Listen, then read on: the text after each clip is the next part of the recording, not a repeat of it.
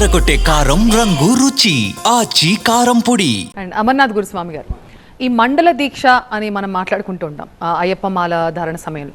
ఆ మండల దీక్ష విశిష్టత ఏంటి? ఆ మండల దీక్ష చేపట్టడం వల్ల అంటే ప్రయోజనాలు అని అనకూడదు, బట్ ఖచ్చితంగా ఎవరైనా ఒక మాల ధారణ చేశారంటే దేవుడి నుంచి ఏదో ఒకటి వాళ్ళు ఆశిస్తారు. అది శాంతి కావచ్చు, లేకపోతే కుటుంబం సంతోషంగా ఉండాలని కావచ్చు, ఏదో ఒకటి ఆశిస్తారు డెఫినెట్గా. సో దానివల్ల వచ్చే ప్రయోజనాలు ఏంటంటే ఏం చెప్తారు? మండలం అంటే 41 రోజులు, మండలం అంటే 41 రోజులు. ఈ మండల వ్రతంలో ఎవరైతే దీక్ష తీసుకుంటారో ముఖ్యంగా మొట్టమొదటిగా తల్లిదండ్రుల యొక్క పర్మిషన్ తీసుకోవాలి. మాతృదేవో భవ, పితృదేవో భవ, ఆచార్య దేవో భవ, అతిదేవో భవ అన్నారు. ఏదైనా కార్యం చేయాలంటే, దీక్ష తీసుకోవాలంటే, మండల వ్రతం చేయాలంటే మొట్టమొదటిగా తల్లిదండ్రులకు నమస్కరించి, అమ్మా నేను మాల వేసుకుంటున్నాను, నాకు బ్లెస్సింగ్స్ ఇవ్వని చెప్పి ఆ తల్లిదండ్రులకు నమస్కారం చేసుకొని ఈ 41 మండల సంఖ్య వ్రతానికి చాలా ప్రశిష్టమైనది. ఎందుకంటే ఈ 41 రోజుల్లో మనము మానసికంగా చాలా దృఢంగా ఉండవలసిన అవసరం ఉంది. నియమనిష్టాలు చాలా ఉన్నాయి.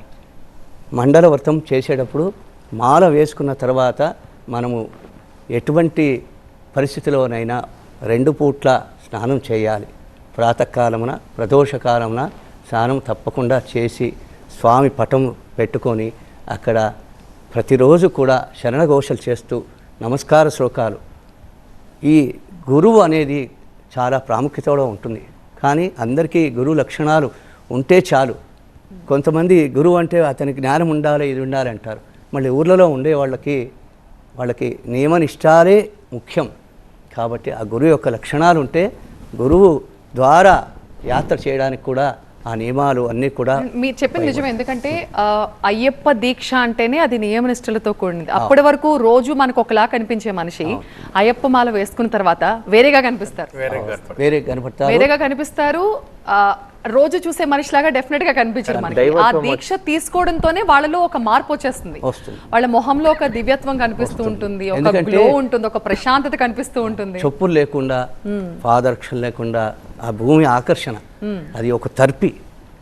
చెప్పులు లేకుండా భూమి మీద నడిస్తే ఆ ఆకర్షణతో ఆరోగ్యం, బ్లడ్ సర్క్యులేషన్ కూడా బాగుంటుంది. అన్ని విధాల ఆ నియమనిష్టాలు చాలా కఠినమైన నియమనిష్టాలు కాబట్టి అది ఎవరైతే ఆచరిస్తారో కష్టే ఫలి. ఎవరైతే కష్టపడతారో వాళ్ళకి తప్పనిసరిగా ఫలితం ఉంటుంది. కష్టే ఫలి అన్నారు, అందుకోసమే.